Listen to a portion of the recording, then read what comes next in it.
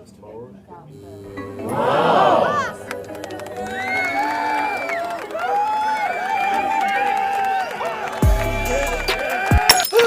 moly! Oh no! Oh yeah, the 2 bass 10 subwoofer giveaway. It's today. Last Wednesday, I told you guys that I'm gonna give away an OSD Audio 2 bass 10 subwoofer to just some random winner.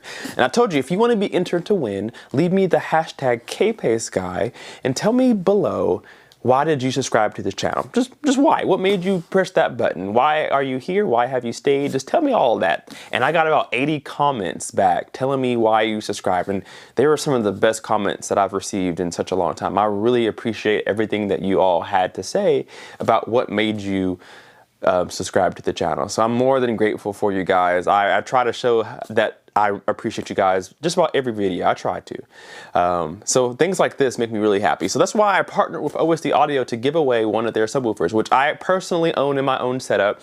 If you haven't seen that review video, go back and check that out. If you have, thank you so much for watching. This could be one for you. So I'm going to announce the winner of the giveaway, but we're going to wait until towards the middle or the endish of the video. So you're going to have to watch the whole video to find out when I announce the winner. But I want to talk about a particular topic that popped into my head the other day. And it's, why do audiophiles listen to music without subwoofers? I was thinking about this in my car, actually. It's gonna be just an opinion. This is not factual at all. This is gonna be my opinion as to why, based off of my experience listening to music in my home and in my car without subwoofers. So the biggest reason that I think audiophiles listen to music without subs is probably because they're really hard to integrate into the system to where they don't obstruct the music. And what I mean by that is, a subwoofer, of course, is meant to dig really deep, give you the low-end presence that a normal bookshelf speaker or tower speaker can't give you. So it's meant to just fill in the bottom range.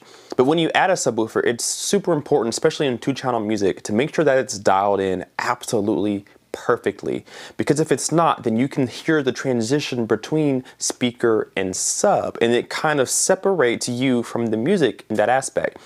Think about if you're at a concert or a live performance. Whenever you sit down in the audience, all the instruments are arranged across that stage in different spots, far away from each other, to give you that musical separation. You want that same feeling when you're listening to music, whether it's in your home or in your car. Now it's harder. When you're on a stage, you have a piano, and then you have a drum, and then you have the trumpet, and you have the whole horn sections over here, and you have the vocalist in the middle. Everybody's separated from each other so that when it's their turn to play, the focus is on them. It's harder to do that in 2-channel music because you have 2 speakers. So everything on the left side of the stage is coming out of one speaker, and everything on the right side of the stage is coming out of the other speaker. So now you have the speaker trying to replicate all these different instruments that are coming out, and then on the right side, all these instruments that are coming out, and then you have the voice that's right there in the middle coming out of both speakers at most times. So it's really hard to get that to dial in the way you need it. Now, when you add a subwoofer, that's another speaker that has to be correctly programmed so that it all sounds like one cohesive stage.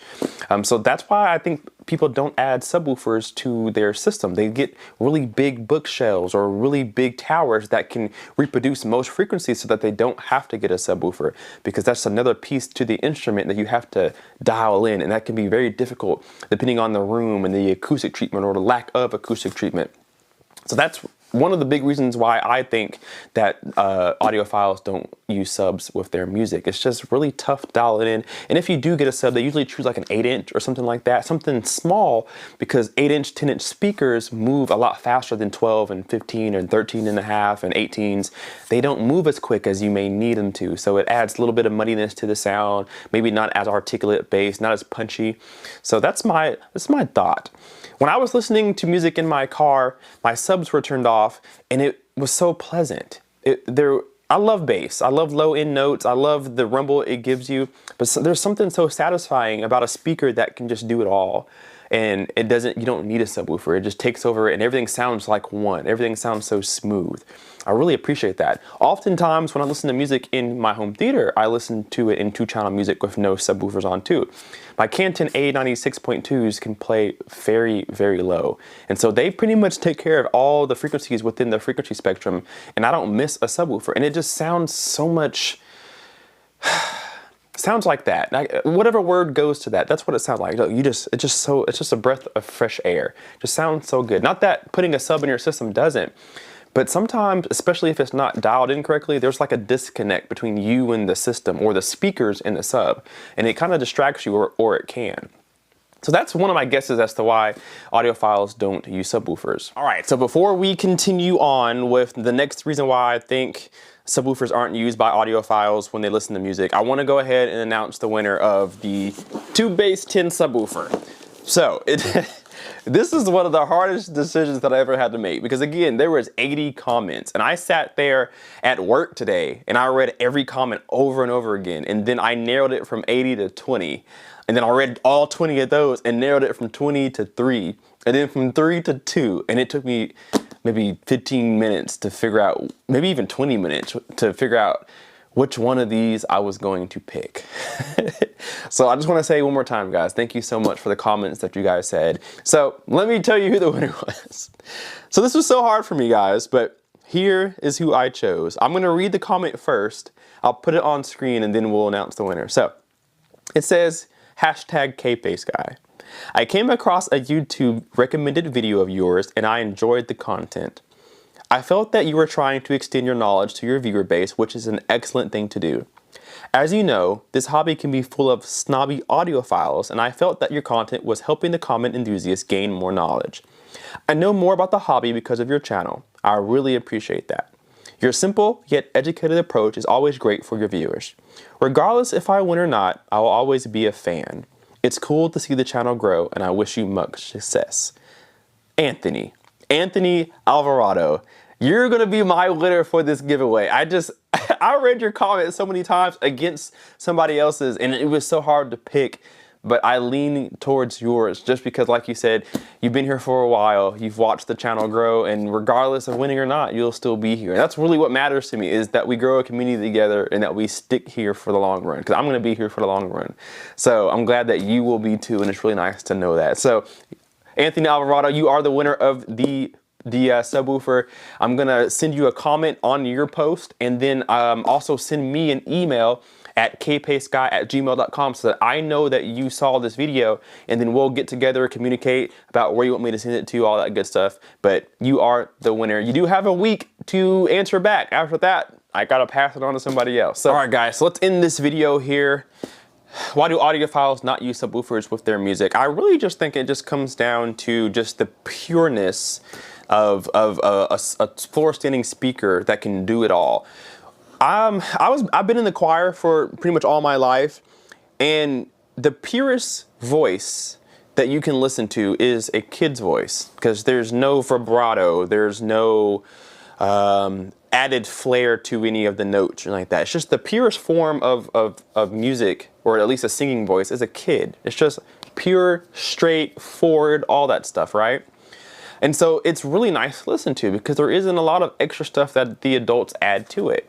Same kind of concept goes to a speaker that doesn't need a subwoofer. It's just so pure. It's just music at its best. It's music untainted. It's so hard to describe, and I hope I'm coming through enough to explain what I mean. It's just something about it. When I listen to music without a subwoofer, it's just so much more relaxing to me. I'm not drawn away by anything else. Like a low note from a subwoofer can really distract you. It may sound good, but you hear that subwoofer working. You know it's the subwoofer and not the speaker. And so when it is just a speaker, it's just so much better to know that you have a piece of equipment that can play your music back without any extra help.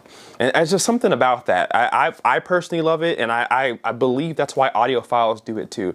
Of course, when you add a subwoofer, you're adding a whole bunch of issues like maybe peaks and nulls, room boundary gain, so many different things, phase issues. There's so many different things that come with a subwoofer than just extra low bass. So I feel like audiophiles don't want to tackle that part of the whole equation.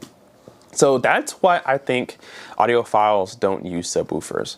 And that's why I don't use one either, not with music at least. So it is nice to have when you want to just relax and play some, you know, deep bass music and go crazy. It's great to have. I do it all the time in the car. But when you really want to sit down and listen and just have a good time with you and your music, I think it's just best listened to without a subwoofer.